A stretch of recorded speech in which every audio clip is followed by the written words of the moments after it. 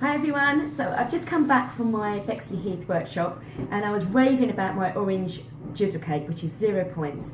So everyone said, why don't you do a video? So I'll tell you now, I am not Nigella Lawson. I'm not anybody else that can do these videos, so I'm just going to show you exactly what I've done and hopefully link the two together, so at the end of it I will have this delicious cake. So the first thing I did, and I've done this beforehand, is to get 2 oranges, and then I've used the zest of 2 oranges, which is here, and then the juice of 2 oranges, and I'm going to put that in my mixer. Okay, that's like a food processor I've got. The next thing is I have drained a tin of chickpeas, so they are in here. So again, I'm just going to put those into my mixer, nice and easy.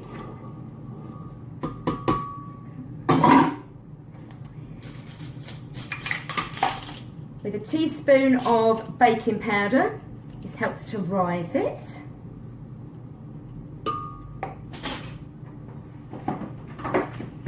Just realised I didn't get my eggs nearby, so next thing is 3 eggs, so I'll put those in. 1,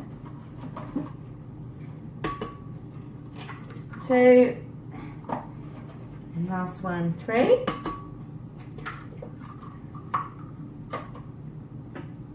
Now if you haven't got this in your store cupboard, that's fine. Maybe just put a bit more extra zest of the orange in. But other than that, I'm going to put in another teaspoon of the, I think it's orange extract or essence. And then lastly, I've got some Splenda, which is just sweetener.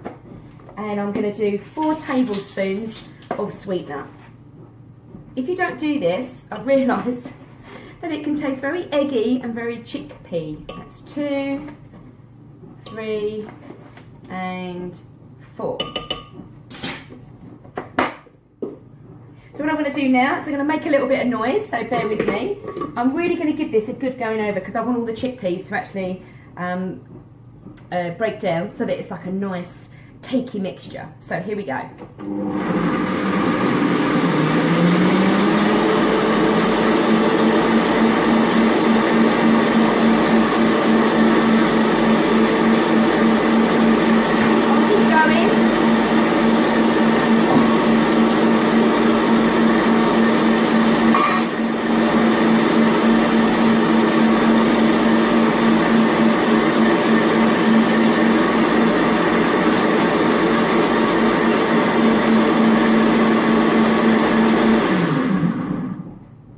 I think that was roughly about 30 seconds.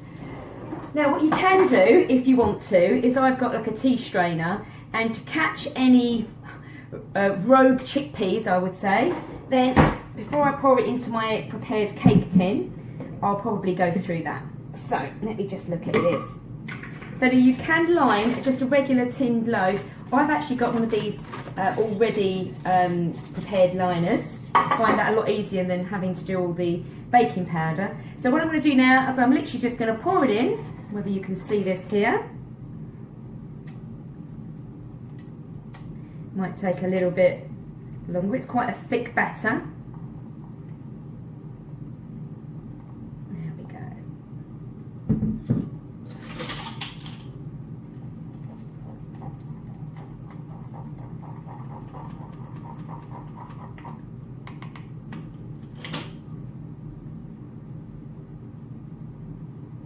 Okay, I think I'm going to pour the rest of mine in because I can see a few chickpeas in there.